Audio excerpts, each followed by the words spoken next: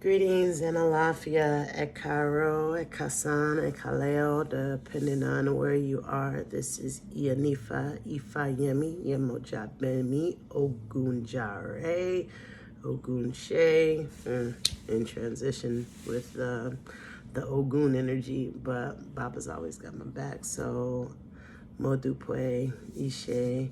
I'm coming this morning because morning seems to be my sweet spot. Excuse me.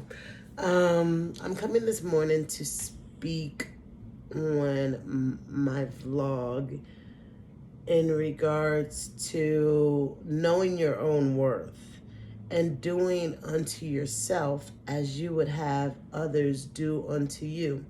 So, simply stated, if you expect others to do good by you, are you leading the example? Are you doing good by yourself?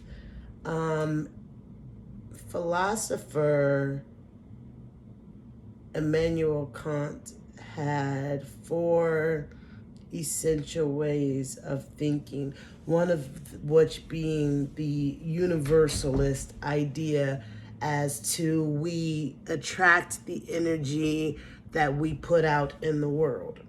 So, there's a lady that wants a Baba and she's not doing right by herself. She's not upkeeping her spiritual practices, maintaining her ori, maintaining her home, her livelihood, her lifestyle. Then how can she attract that energy in which she says that she wants? So the golden rule would apply in this manner. It's vacation, so excuse me. I'm really vlogging today. I'm like PJs and blankets. But how can you attract the energy that you say that you want for yourself? If you're not going to do right by yourself, how do you expect anybody else to do right by you? That same character shift, that same character paradigm of Iwa Puele, good and gentle character that we preach as being Ifa practitioners has to start right here in our own temple, our temple of self. Are you being good to yourself? Are you nurturing yourself? Are you caring for yourself? I, for one, can say I definitely am. I am on vacation from my career in education right now. And I have really just been loving up on myself, still in my PJs. It's like 10:55, gotten up, done what I got to do, but I'm not in any rush to maintain the system. I'm really allowing myself to reset, and that's part of that self-love.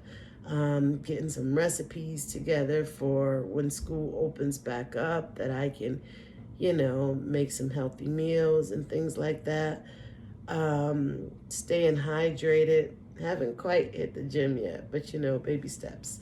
But that's part of it. It's that character. It's the golden rule. It's the self-centeredness. It's okay. Contrary to what people may have said to you, it's okay for you to be self-centered. Now, I'm not talking about egotistical and all of that, but just to be able to put yourself in the middle of your paradigm, because that's the only thing that you actually have control over. You don't have control over what other people say, other people do. It's your existence, your personal way of infusing yourself with the care that you need to be at your best self. We saw this when it comes to Odu with Ogbealera, with the infamous story of Iwa, the wife of Orumila. Iwa was, some people say, a little aloof. I can relate. But her essence and her energy was magnetic. Those who know the story know that there came a time where the Oba asked her to do something for him, and she made a major faux pas. I'm not going to go into it here because then it's going to be an Ifa lesson, a major Odu lesson, as opposed to me staying on track. But it's one of the stories that I absolutely love, because it just teaches of like grace, understanding, forgiveness, and knowing one's value.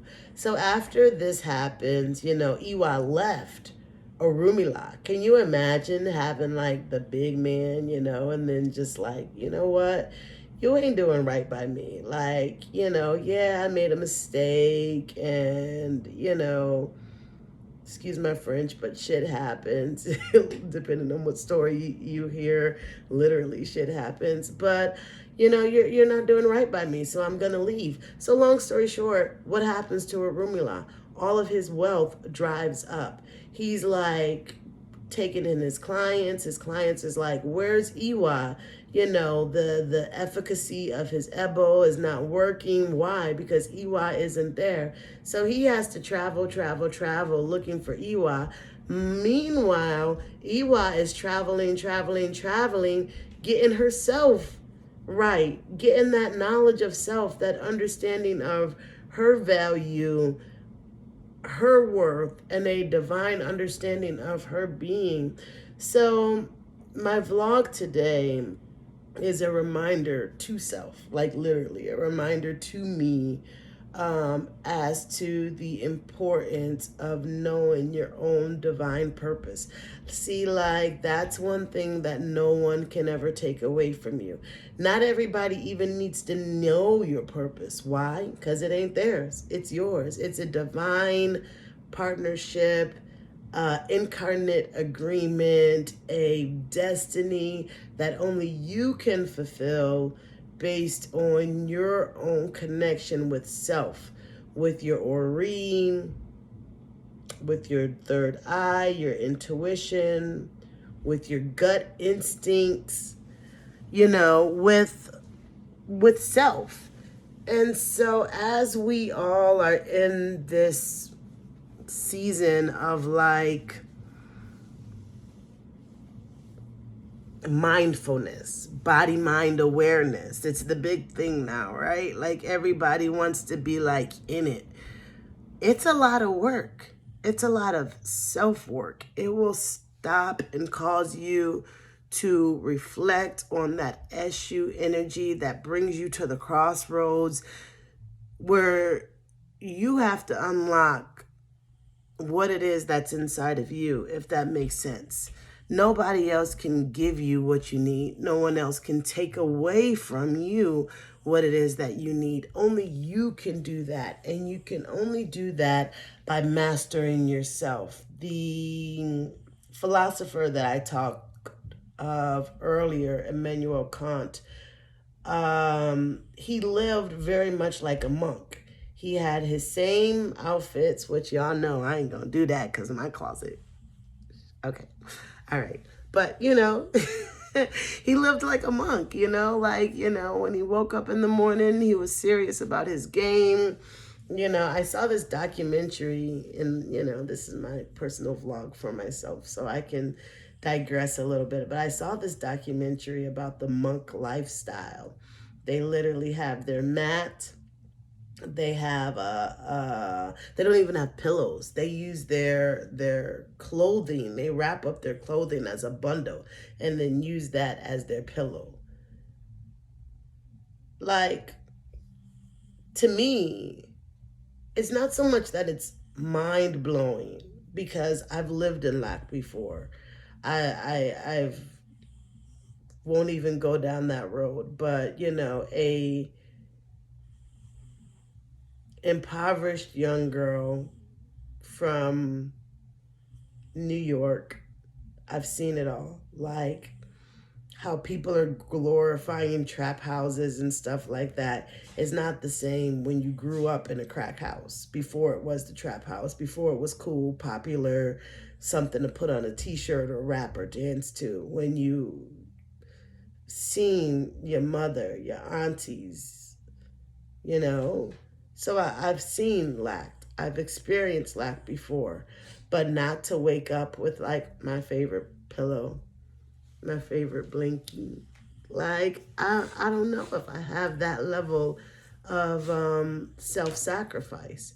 However, being mindful of my blessings allows me to sankofa myself in a way that I can realize that the abundance that we seek, it starts within. So whatever it is that you have to do, when I was on my year in white, my year in the mat, I sure did sleep on just the mat. I sure did. And we all had to. And we had to go through that process in order to discover who we really are and what we really want and find ways to manifest them into being. And so after sleeping on the hard cold floor for a year, like I know the things that I like are, soft blankets and silk pillows. And so I'm willing to do the things that I have to do in order to maintain that relationship with self so that I can manifest that for myself. And I think that was the story of Iwa too. I don't think she wanted to leave Orunmila. I think that she genuinely loved her husband, her Baba, and wanted to be there to serve him in every way that she could. But when she realized that her worth wasn't being valued, understanding that she was a woman of purpose, she had to take steps towards standing in her own. And so that's what I wanted to vlog on this morning. Knowing your purpose, understanding who you are, whose you are, why you are.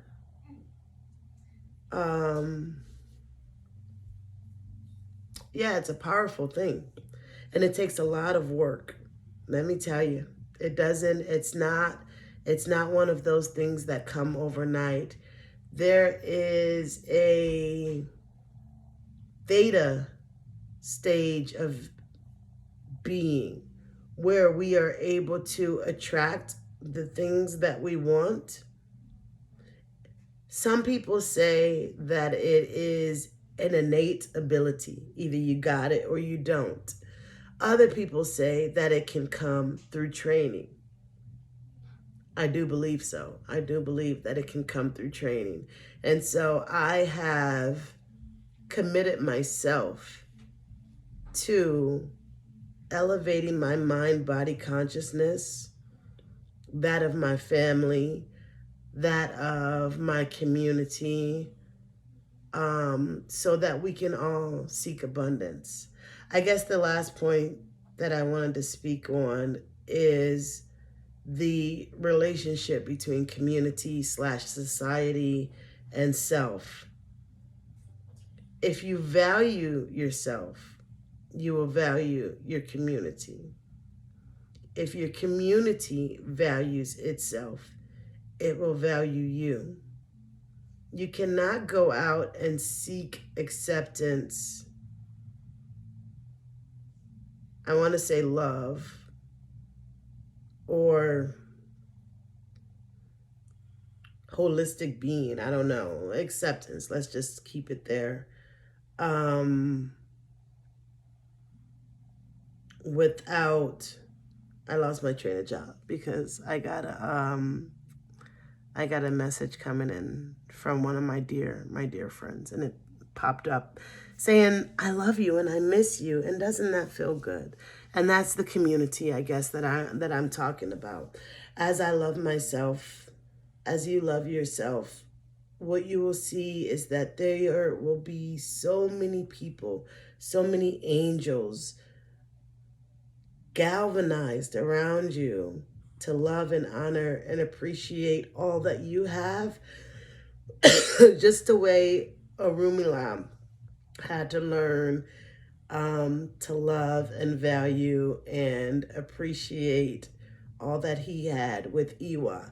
So now that I'm really flying high and just really, really excited, I can call this vlog to an end. And I pray that I'm mindful enough to come back to this video and then just remember the importance of this level of understanding on purpose.